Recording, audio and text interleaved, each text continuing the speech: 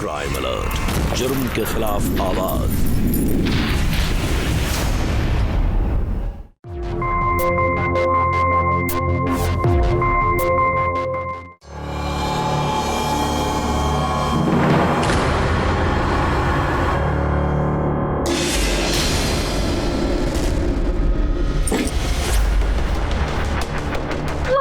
मुझे घर से मत निकालिए मामी। अब इस लड़की के लिए हमारे घर में कोई जगह नहीं है। ये लड़की अब हमारे साथ कतई नहीं रह सकती। माँ, ये बेचारी कहाँ जाएगी? और आप जैसा सोच रही हो वैसा कुछ भी नहीं है। बस, मुझे कुछ सोचने की जरूरत नहीं और कुछ समझने की जरूरत नहीं है। ये लड़की अगर हमारे घर में रहेगी तो हमारा घर बर्बाद हो जाएगा। दफा हो जाए यहाँ से, मैं कह रही हूँ दफा हो जाए यहाँ से। माँ देखो, ये तुम ठीक नहीं कर रही हो। हमारे अलावा इसका और कोई भी नहीं है। ये कहाँ जाएगी? मामी, आप तो जानती हैं ना, मेरे माँ बाबू जी नहीं है, मेरे भाई ने भी मुझे घर से निकाल दिया है। मैं कहाँ जाऊंगी? मेरा तो कोई भी सहारा नहीं है मामी। मैं तो तुझे सहारा नहीं देने वाली, समझ गई? प्लीज। तेरे लक्षण ही ऐसे है कि कोई भी तुझे धक्के मार के बाहर निकाल देगा। और तू जाके कहीं मर जा, लेकिन अपनी मजबूत शक्ल लेके हमारे घर से दफा हो जा। मामी दरवाजा मत बंद कीजिए। मामी दरवाजा खोलिए। मामी दरवाजा खोलिए।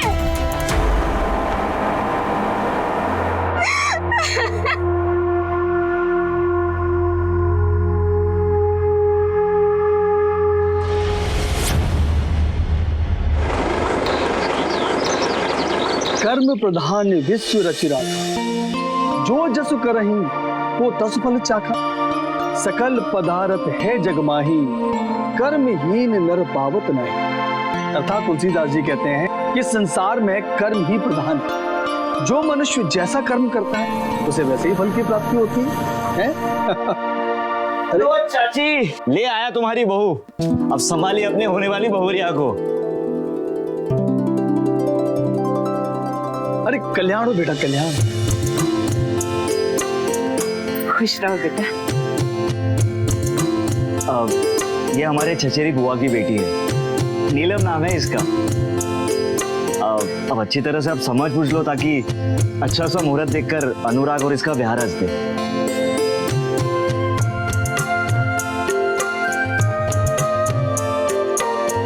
अरे रमेश बेटा, तुम्हारे बुआ की बेटी है, इसमें समझना बूझना क्या है?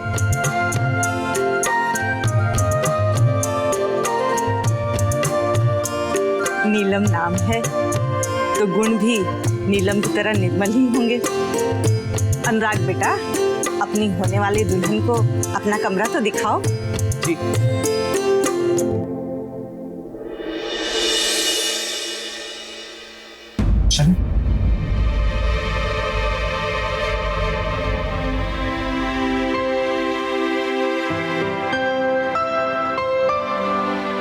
लक्ष्मी रूप में बहू घर में आ गई। अब तो घर की रौनक और भी बढ़ जाएगी है। बिल्कुल सही कहा आपने।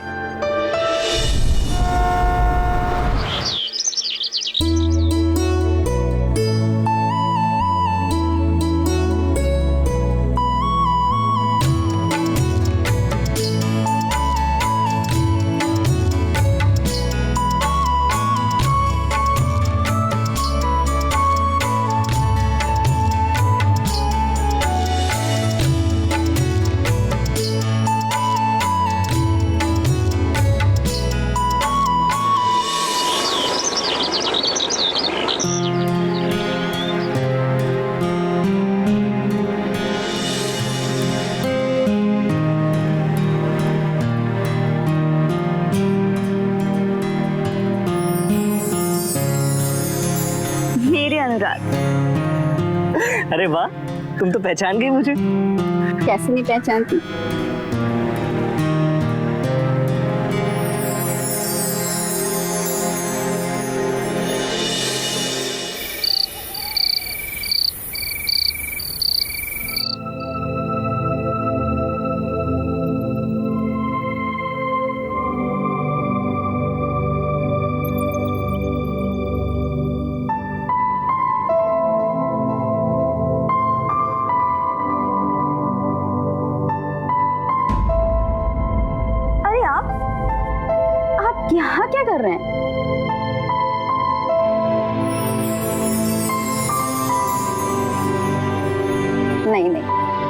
शादी से पहले ये सब करना ठीक नहीं है। अच्छा जी, आपने आते ही मेरे घर और मेरे दिल पे कब्जा कर लिया और अब अपने पास आने के लिए मना कर रही है। अगर ये बात है तो आप यहीं पे सो जाइए, मैं दलान में सो जाती हूँ।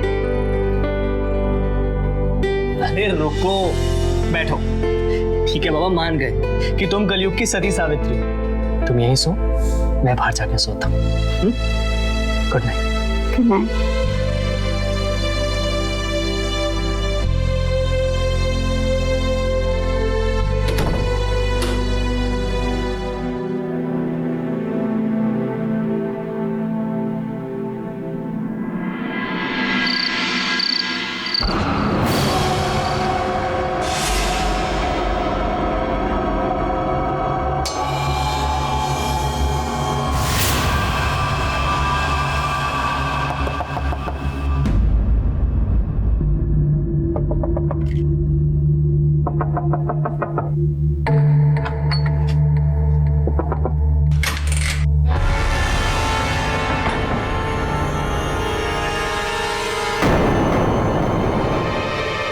अच्छा हुआ आप आ गए।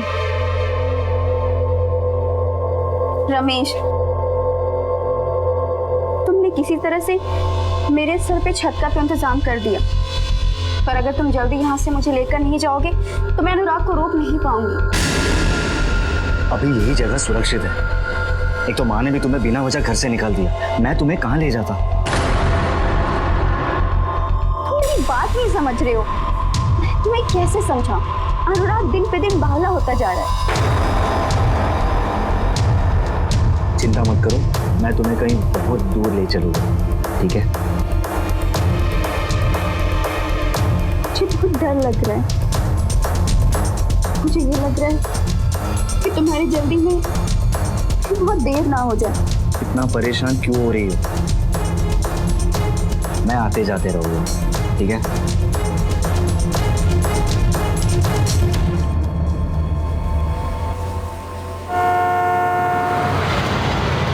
हे खग मृग हे मधुकर सैनी, तुम देखी सीता मृग नैनी।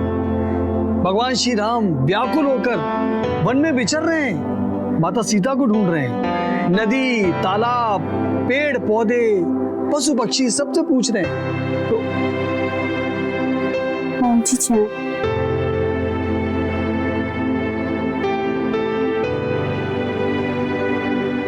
तो तुलसीदास जी आगे वर्णन। माँ जी, अनुराग कल रात से घर नहीं लौटे हैं क्या? पता नहीं बेटा, हम तो सो गए थे। जब से तुम आई हो तुम ही उसका ख्याल रखती हो, इसलिए हम निश्चिंत थे। माँ जी, कल रात को मेरी आँख जल्दी लग गई थी। सुबह जब चाय देने के लिए मैं अनुराग जी को ढूंढ रही थी तो घर में मैंने सभी जगह देखा, पर अनुराग मुझे कहीं नहीं दिखे। कहाँ चला गया होगा मेरा बच्चा? अरे यहीं क्या होगा, किसी दोस्त का रुक गया होगा। अब मैं एक मिनट फोन लगा के देखता हूँ। फोन भी घंटी बज रही है। ये तो घर में ही बज रही है।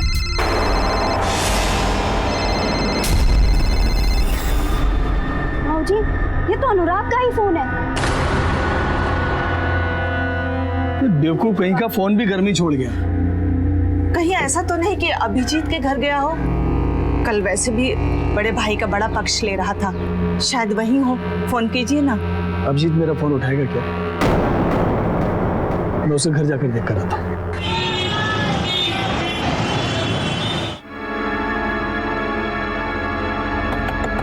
अभिजीत, अभिजीत, आप मेरे दरवाजे पे क्या लेने आए? कुछ लेने नहीं आया, अनुराग के बारे में जानने आया। तेरे घर पर है क्या? कल रात से घर नहीं लौटा। देखिए, जब से मैं आप लोगों से अलग हुआ हूँ तब से अनुराग से मेरी कोई बातचीत नहीं हुई। वो कहाँ जाता है, क्या करता है, मुझे कोई फर्क नहीं पड़ता। तेरा छोटा भाई है वो, और मैं तेरा बाप हूँ। आप ऐसे बाप हैं जो अपने दोनों बच्चों में फर्क करते हैं। आप जैसे बाप बाप नहीं होते, कसाई होते हैं, और ऐसे बाप से रिश्ता रखना भी पाप होता है। अभिजीत, मुझे पता था कि तेरे दरवाजे पर आकर मुझे बेइज्जती के अलावा कुछ नहीं मिलेगा। बदतमीज कहीं का।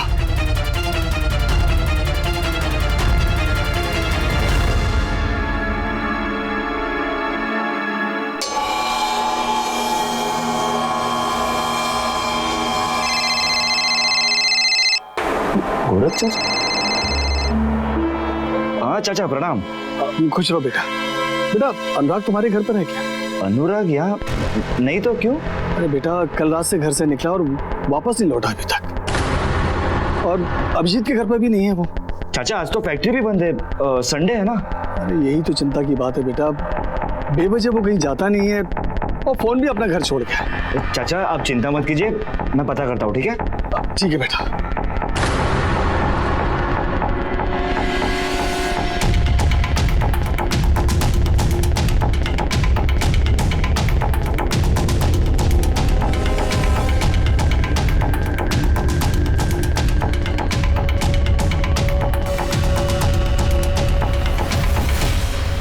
परिवार, लोग अपनी पूरी जिंदगी अपने परिवार की खुशियों के लिए न्यौछावर कर देते हैं। ऐसे में परिवार के किसी भी सदस्य की अचानक गुमशुदगी पूरे परिवार को परेशानी में डाल देती है। नमस्कार, मैं गिरीश जैन। क्राइम अलर्ट के आज के इस नए एपिसोड में आप सबका स्वागत है। आज हम आपके सामने उत्तर प्रदेश के कन्नौज जिले के तिरवागंज तहसील की एक हैरतअंगेज घटना लेकर आए हैं। अनुराग का परिवार भी अपनी जिंदगी में खुश था, पर यूं अचानक अनुराग के गायब होने से परिवार और परिचितों का परेशान होना लाजमी था। आखिर क्या बात थी अनुराग के गायब होने के पीछे? किसी से कुछ कहे बगैर आखिर कहां चला गया अनुराग? कहीं किसी साजिश का शिकार तो नहीं हो गया अनुराग? आखिर क्या है अनुराग के गायब होने के पीछे की सच्चाई? आइए जानते हैं।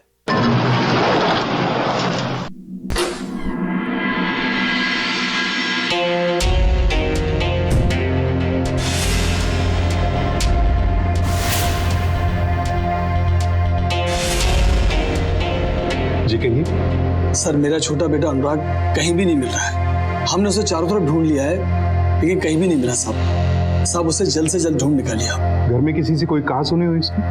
नहीं साहब, घर में कैसी कहा सुनी? कुल कितने लोग रहते हैं आपके घर पे? मैं, मेरी पत्नी, मेरा बेटा अनुराग और उसकी होने वाली पत्नी नीलम भी हमारे साथ ही रहती है। होने वाली पत्नी मतलब शादी से पहले बहू ससुराल में? जी। ये कैसी प्रथा है? सर वो नीलम के माँ बाप अभी इस दुनिया में नहीं रहे, सिर्फ एक ही भाई है, वो भी नशेड़ी और एकदम गैर जिम्मेदार। इसलिए मैंने सोचा कि नीलम और अनुराग की शादी करा दूं, ताकि नीलम को सुरक्षा भी मिल जाए और मेरे सीधे साधे दोस्त अनुराग को एक प्यारी सी बीवी भी। आप कौन? मेरा भतीजा है रमेश। अच्छा, आपके परिवार की या अनुराग की किसी से कोई दुश्मनी या? नहीं सर, हमारे परिवार की किसी से कोई दुश्मनी नहीं है। और मेरा बेटा अनुराग तो इतना सीधा साधा है साहब, उसकी किसी दुश्मनी हो ही नहीं सकती। चाचा जी आप छुपा क्यों रहे हो? अभिजीत भाई आपके परिवार के लिए दुश्मन से कम थोड़ी है। ये अभिजीत कौन? मेरा बड़ा बेटा साहब। उसको लगता है कि मैंने और मेरी पत्नी ने हमारी पुश्तैनी जायदाद का एक बहुत बड़ा हिस्सा अपने छोटे बेटे अनुराग को दे दिया है और उसको कम दिया है। इस वजह से वो घर से अलग हो गया है और कुछ भी अनाप शनाप बोलता रहता है। कहाँ रहता है ये अभिजीत? मेरे ही घर के दूसरे हिस्से।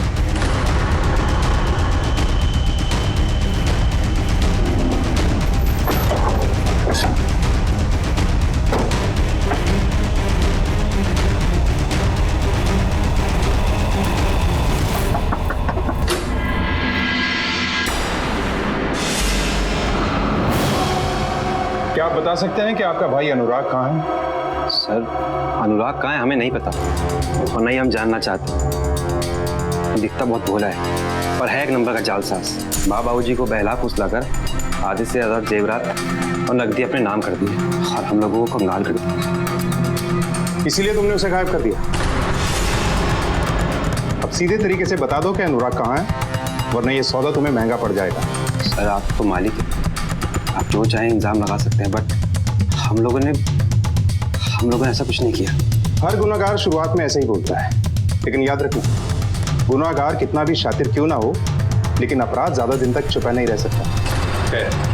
जब तक अनुराग का पता नहीं चल जाता आप लोग शहर छोड़ के कहीं नहीं जाएंगे। समझे? चलो।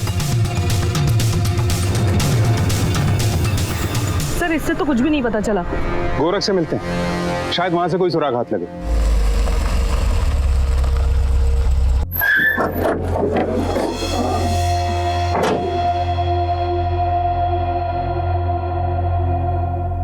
अनुराग आखिरी बार कब था आप लोगों के साथ? कल रात को सर, हम सभी ने एक साथ खाना खाया। उसके बाद हम लोग सोने चले गए सर। अनुराग कहाँ सोया? वो बाहर चले गए मैम। फिर हम लोग तो सो गए थे सर, सुबह पता चला कि वो आया ही नहीं। घर का एक सदस्य बाहर गया और लौट कर नहीं आया। किसी ने भी ये जानने की कोशिश नहीं की वो कहाँ जा रहा है, किससे मिलने जा रहा है? सर वो छोटा बच्चा तो है जो मुझसे बार बार पूछूं कि तू कहाँ जा रहा है। वो अक्सर ऐसे ही बाहर जाया करता था। नहीं मैम। तो फिर सर, कल रात को अनुराग जी और बाबूजी के बीच किसी बात को लेकर बहस हुई थी। देखिए बाबूजी, जमीन और जायदाद को लेकर हम दोनों भाइयों के बीच में लड़ाई हो, ये मुझे बिल्कुल मंजूर नहीं। अरे शर्म आती है मुझे जब भी लोग मुझसे पूछते हैं कि अपने बड़े भाई अभिजीत के साथ सुलह किया या नहीं। किस बात को लेकर तुझे शर्म आती है? तू मेरी बात को समझने की कोशिश क्यों नहीं करता है? ये सारा धन मैंने तुम्हारे लिए बचा के रखा है, तुम्हारे बड़े भाई से। तुम्हारी अक्ल पर क्या पर्दा पड़ा हुआ है? तुमने वो कहावत सुनी है ना कि जब किसी मूर्ख के हाथ में धन लग जाए ना तो होशियार के घर में असली घी के दिए जलने लगते। और ये हाल तुम्हारा। अगर तुम्हारा यही रवैया रहा तो तुम्हारा बड़ा भाई अभिजीत तुम्हें एक दिन लूट लेगा। देखिए पिताजी, आपको जो समझना है समझिए, बस मेरी एक रिक्वेस्ट है आपसे, आपने जो कुछ ही पैसा मेरे लिए बचाया है ना, अभिजीत भैया को देकर सुलह कर लीजिए। प्रेम से बढ़कर और कौन सी दौलत है? पर तू मेरी बात को समझने की कोशिश क्यों नहीं करता है? तो तू आज मुझे उपदेश दे रहा है, तेरा ज्ञान कहाँ चला गया था उस दिन जिस दिन तेरे बड़े भाई ने मेरे चेक पर फर्जी साइन करके मेरे अकाउंट से 2 लाख रुपए निकाल लिए थे। तब तू नहीं बोला कि बड़े भैया आप ये गलत कर रहे हैं? अगर तू उसे गलत साबित करता ना तो उल्टा वो तुझे गलत साबित कर देता। इतना चालाक है वो। ठीक है, मैं आपको समझ गया, लेकिन आप भी तो मेरी बात समझिए ना। रामायण की चौपाई पर खूब आदर्श की बातें करते, लेकिन अंदर से मन तो आपका भी अशांत है ना। पर एक बात बताइए मुझे, ये धन दौलत जायदाद जो कुछ भी है, ये ऊपर लेकर जाएंगे आप? अनुराग!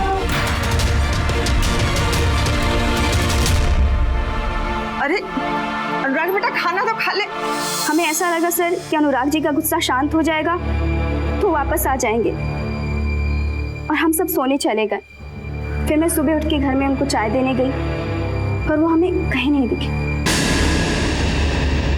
हमें लगा नाराज होकर चला गया हमारा बच्चा, वापस आ जाएगा, लेकिन नहीं आया। अच्छा, अनुराग का कोई ऐसा दोस्त या साथी जिसके साथ वो कहीं बाहर जा सकता है? सर रमेश ही है उसका एक दोस्त, और कोई नहीं सर, जो मेरे साथ पुलिस स्टेशन में आया था सर। देखो, हमें पता चल चुका है कि कल रात तुम अनुराग के साथ थे।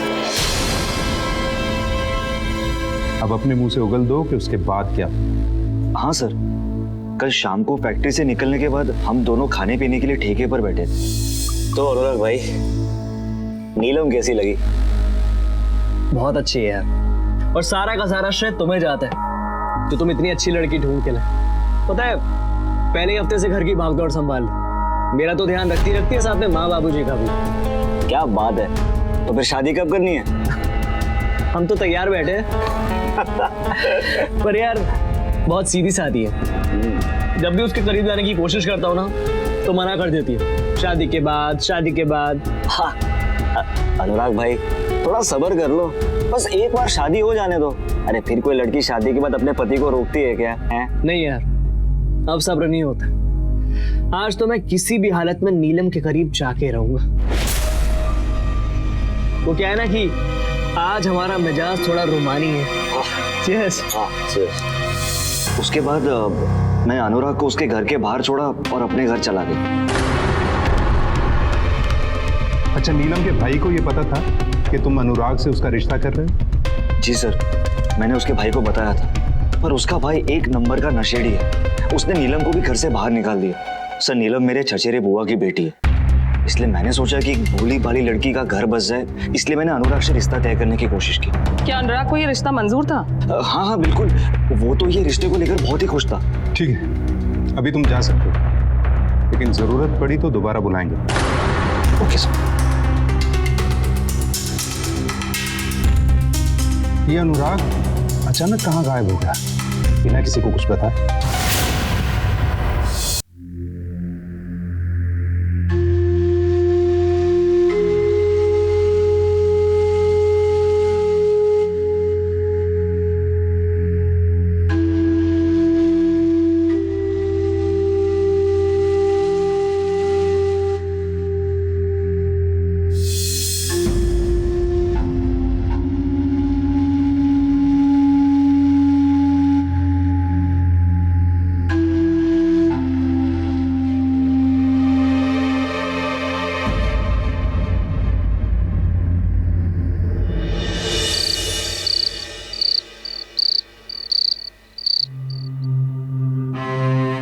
हमारा भोला भाला बच्चा हमें छोड़कर पता नहीं कहाँ चला गया। आपको उस दिन ऐसे उसे नहीं डांटना चाहिए था। मैं कहाँ डांटा था मैंने उसे? मैं तो उसे समझाने की कोशिश कर रहा था कि आज के जमाने में भोले भाले लोगों का गुजारा इतना आसान नहीं है। मुझे क्या पता था कि उसे मेरी बात इतनी बुरी लग जाएगी। सच कहते हैं लोग कि आजकल के बच्चे अपने माँ बाप के जरा भी बात बर्दाश्त नहीं कर पाते। अनुराग को ही ले लो, उसे हमारा जरा भी ख्याल नहीं आया कि हम उसके बिना कैसे जिएंगे। अभिजीत का भाई है ना वो, तो थोड़ी बहुत जिद तो उसके अंदर भी आएगी ना। बिल्कुल नहीं। अनुराग और अभिजीत के स्वभाव में जमीन आसमान का अंतर है। अनुराग जैसा बेटा किस्मत वालों को ही मिलता है। अरे हीरा है हीरा मेरा बेटा।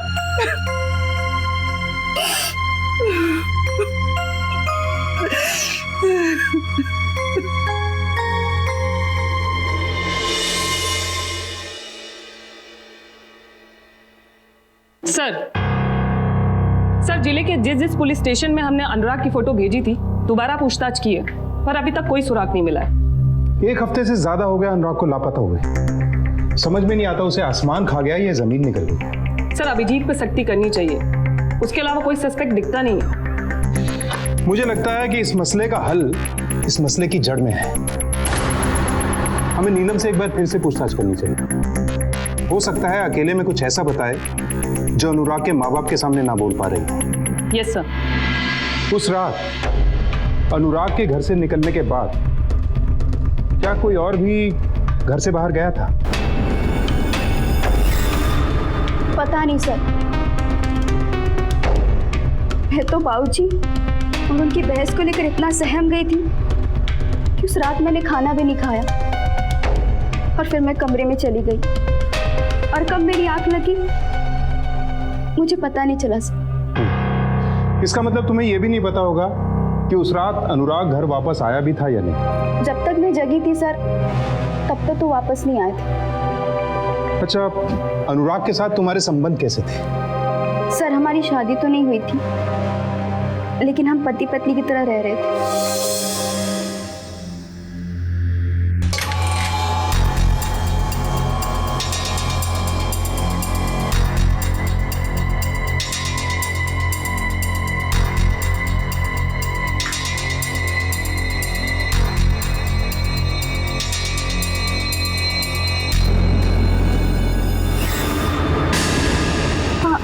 यहाँ क्या कर रहे हैं? वो एक्चुअली क्या ना कि मुझे नींद नहीं आ रही थी, तो सोचा कि कुछ पल तुम्हारे साथ गुजारूं। नीलम, अब तुम्हारे बिना एक पल भी नहीं रह जाता। समझने की कोशिश कीजिए। आपको पता है माँ बाबूजी बगल वाले कमरे में सो रहे हैं और इस कमरे से उस कमरे तक आवाज जाती है। अरे लेकिन उन्होंने तो परमिशन दी है तुम्हें यहाँ पर रुकने की। देखिए, अभी तक हमारी शादी नहीं हुई। तो हो जाएगी। दुल्हन तो मेरे सामने है ना। नीलम प्लीज, मुझे और मत रोको। मैं तुम्हारी आंखों में खो जाना चाहता हूँ।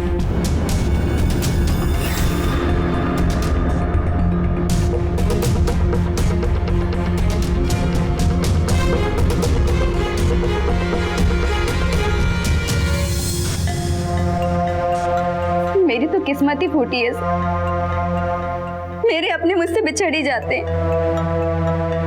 जब भी कोई सपना संजोती हूँ वो अधूरा ही रह जाता है सब।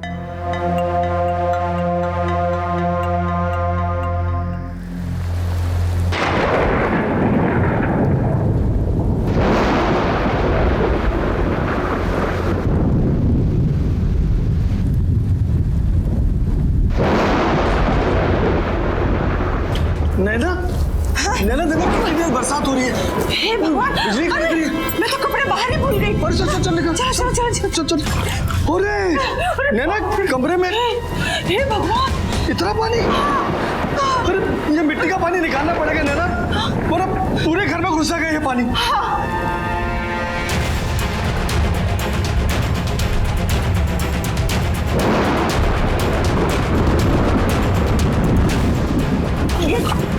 ये देखिए क्या है ये?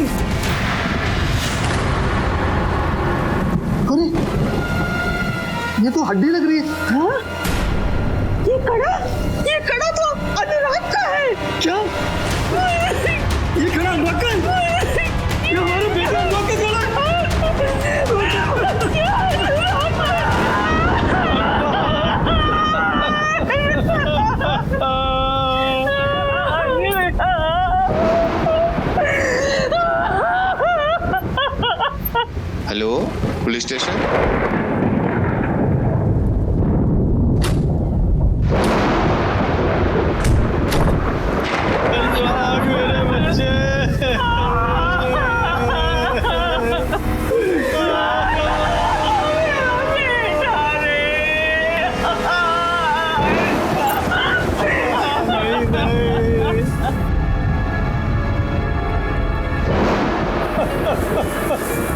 देखो साहब, ये अनुराग हम कहाँ ढूंढ रहे थे, आपको कैसे मिलता साहब? ये तो यहाँ दवा पड़ा था हमारे कमरे में।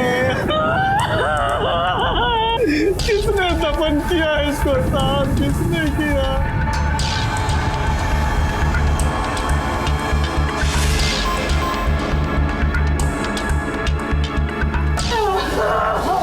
बॉडी को पोस्टमार्टम के लिए भेजो। यस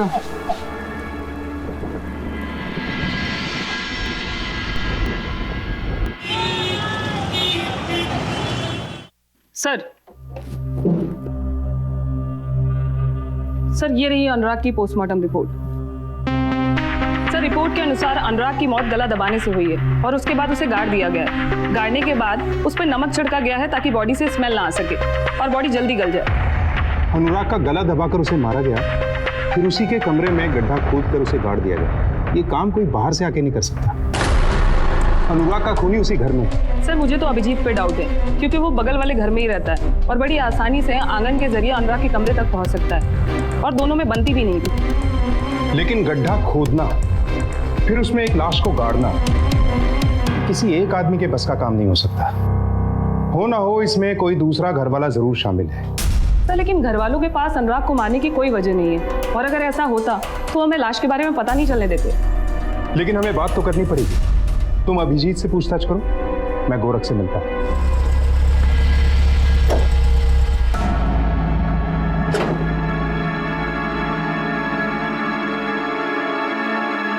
गोरख जी, जिसने भी ये किया उसको काफी वक्त लगा होगा अनुराग को मारने में, फिर कब्र खोद के उसे दफनाने में। कोई इतना बड़ा कांड कर गया और आप लोगों को भनक तक नहीं लगी। ये एक बाप का दुर्भाग्य है सर, वाकई हमें भनक नहीं लगी। हम 2 महीने तक अपने बेटे की कब्र के ऊपर सोते रहे। इससे बड़ा दुर्भाग्य और क्या हो सकता है सर? अपने बेटे की लौट कर आने की मन्नतें मनाते रहे, उसके बारे में बात करते रहे, उसे ढूंढते रहे, लेकिन हमें ये पता नहीं चला कि हमारी पीठ के नीचे हमारे बेटे की कब्र बनी हुई हमारे ही घर में। किसी पे शक है आप लोगों को? अरे कोई राक्षस ही ऐसा कर सकता है। हम कहाँ ढूंढे उसे, मेरा बच्चा। मैडम आप बिल्कुल सही कह रही हैं। मैं अनुराग से चिढ़ता था, लेकिन खून तो नहीं कर सकता अपने भाई का। आखिर क्यों खून करूंगा मैं उसको? ताकि बाप की सारी दौलत और जायदाद हड़प सको। सब कुछ तो ठोकर मार दिया था मैंने, और अगर जायदाद का ही लालच होता तो कोर्ट कचहरी जाता। और मैंने अपनी किस्मत समझ के ही संतोष कर लिया। बाप के नकली सिग्नेचर करके 2 लाख रुपए हड़प लिए से संतोष कहते हो? भाई को मार कर उसे जमीन में गाड़ दिया से संतोष कहते हो? तुम्हारे संतोष की तो अब हम बैंड बजाएंगे और तुम्हारी हड्डी पसली तोड़कर तुमसे क्या तुम्हारे भूत से भी सच उगलवाएंगे। लेके चलो इसे अंदर। नहीं साहब, मेरा बेटा अभिजीत खून नहीं कर सकता साहब, वो गुस्सैल बहुत है, लेकिन अपने भाई की जान नहीं ले सकता साहब। साहब हम पहले से ही अपने एक बेटे को खो चुके हैं साहब। अब मेरे बेटे अभिजीत को कुछ मत कीजिए साहब, कुछ मत कीजिए। गोरख जी आप पुत्र मुंह में पड़ रहे हैं, उसे बचाने की कोशिश करें, जो आपके लिए घातक हो सकता है। सर दुनिया में नफरत करने वाले बहुत सारे लोग हैं, लेकिन हर नफरत करने वाला खूनी हो ये जरूरी तो नहीं है साहब। मेरे अभिजीत में लाख बुराइयां हैं और वो किसी की जान नहीं ले सकता साहब। मैं जानता हूँ अपने बेटे को। देखिए खून तो हुआ है, अब ये खूनी कोई आसमान से तो नहीं टपका था। अगर अभिजीत ने खून नहीं किया तो आपने किया हो।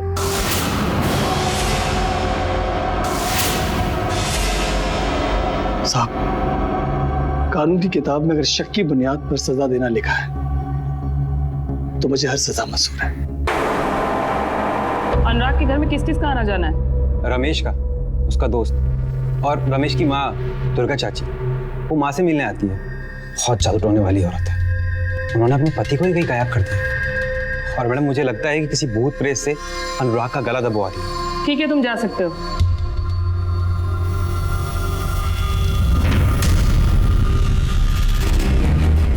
रमेश और उसकी माँ को भी खंगालना पड़ेगा।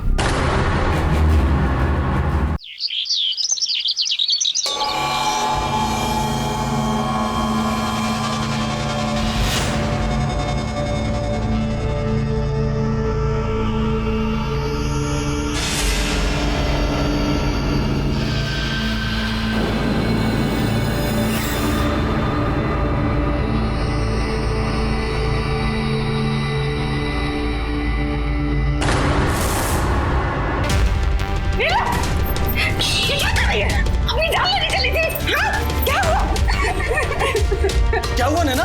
देखिए ना, पागल हो गई है। समझाइए इसे कुछ। अपनी जान लेने जा रही थी। क्या?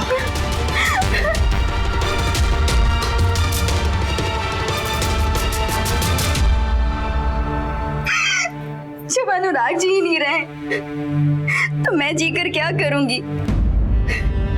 अब इस घर में मेरा क्या काम? घर की बेटी ये पूछ रही है कि उसका इस घर में क्या काम?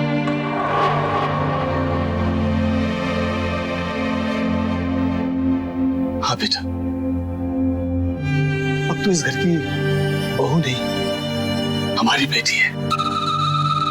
अब तेरे अलावा हमारे इस दुनिया में और कौन बचा है? बता ना। जी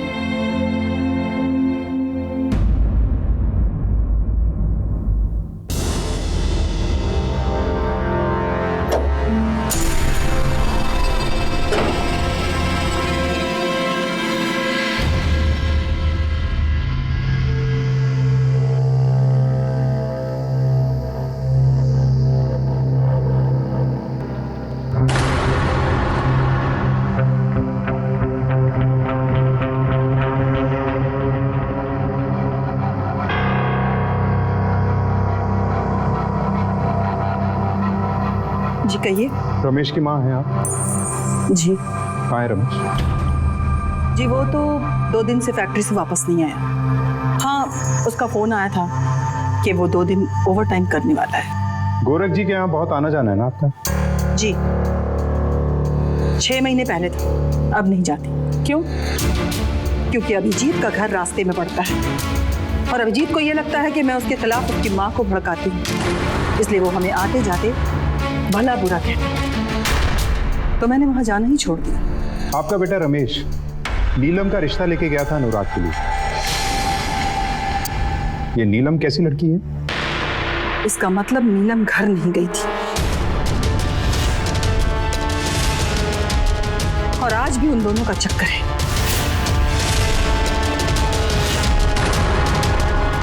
कैसा चक्कर? किन दोनों का? सर, नीलम बहुत ही चालाक लड़की है। एक रोज हमने उसे रंगे हाथ पकड़ दिया। रमेश छोड़ो, अगर माँ ने हालत में देखने आना तो जान ले लेगी। पता है ना, माँ मंदिर गई है और जाप ताप करने में कम से कम 2 घंटे लगे। रमेश!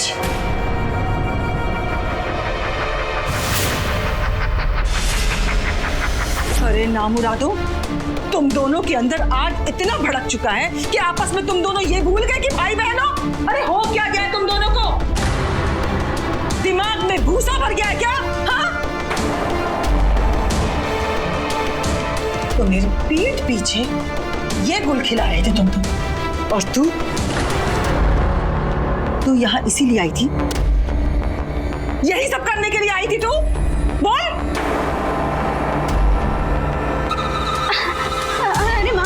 आप ना बिल्कुल सही टाइम पे आई हैं।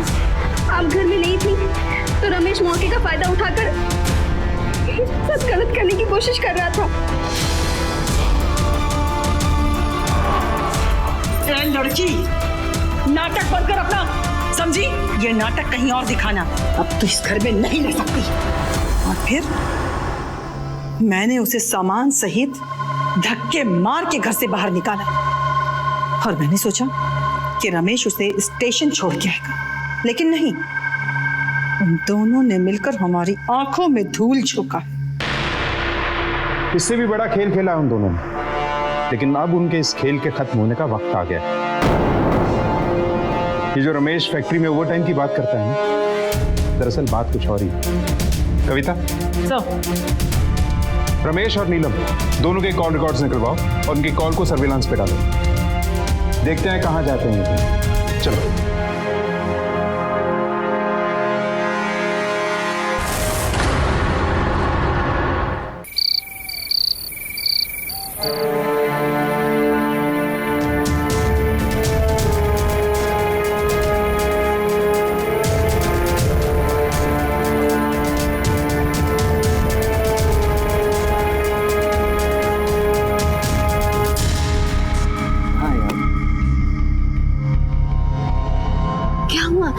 इतनी रात को यहाँ क्यों बुलाया? तुम पहले बाइक पर बैठो, हमें कहीं जाना है। कहाँ जा रहे हैं? मुसीबत होगी तो फटाफट बैठो। चल चल।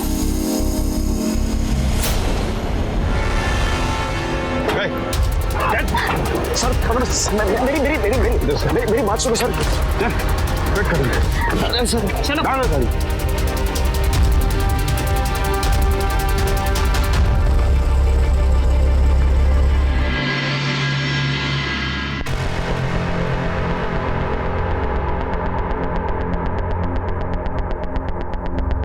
तुम दोनों के कॉल रिकॉर्ड से हमें पता चल चुका है कि तुम दोनों में घंटों बातें हुआ करती थी, और जिस रात अनुराग गायब हुआ उस रात भी तुम दोनों ने काफी देर तक बातें की।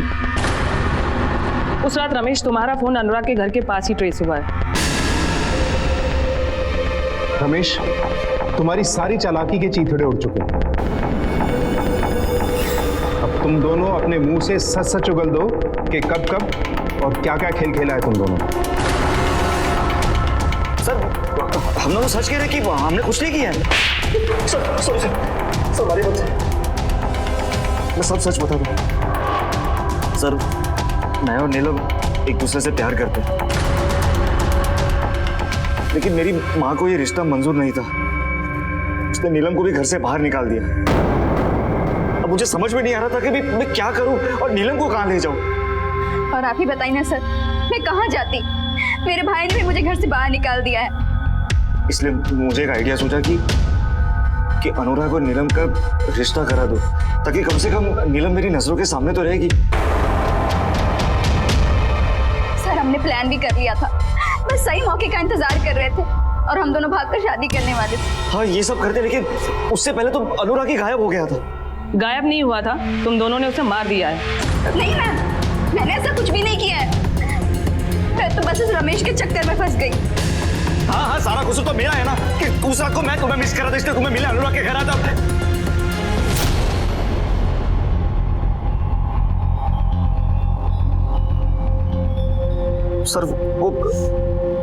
सर उस रात में अनुराग को, मेरा मतलब कि नीलम को मिलने अनुराग के घर गया था।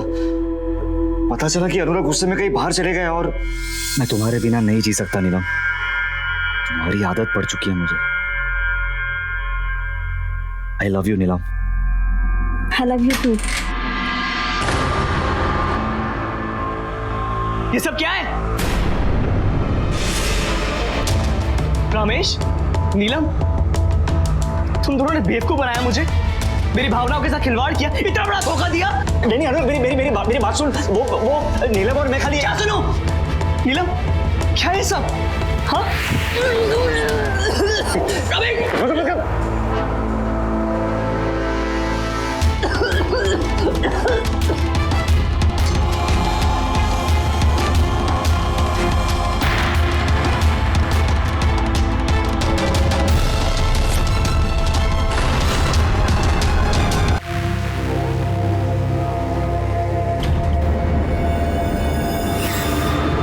नीलम तो मर गया। अब क्या करें?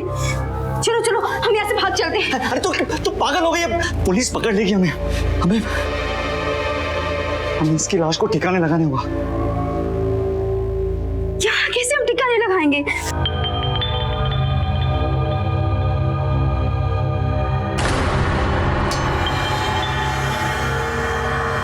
रमेश, एक आइडिया है। यहाँ का फर्श अभी कच्चा है, हम बॉडी को यहाँ ठिकाने लगा सकते हैं।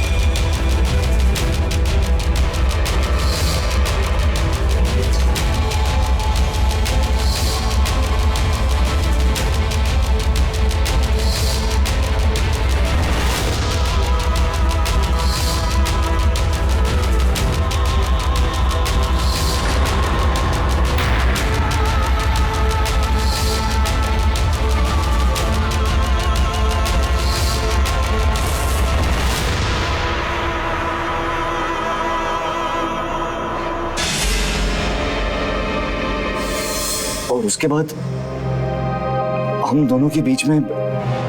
तुम्हें शायद इस बात का अंदाजा नहीं था कि गुनाह चाहे कितने भी अंधेरे में किया जाए लेकिन छिपता नहीं।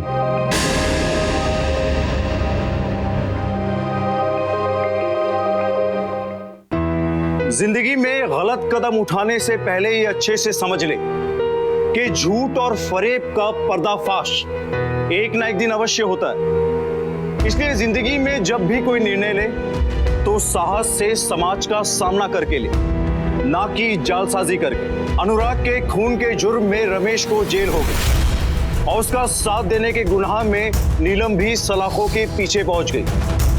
दोनों ने अपने नाजायज संबंध को छुपाने के लिए जो भी दांवपेच खेले वो सब नाकाम रहे। दोस्तों, रिश्ते और संबंधों को बनाने से पहले उनके बारे में अच्छी तरह से जानकारी हासिल करना बेहद जरूरी होता है।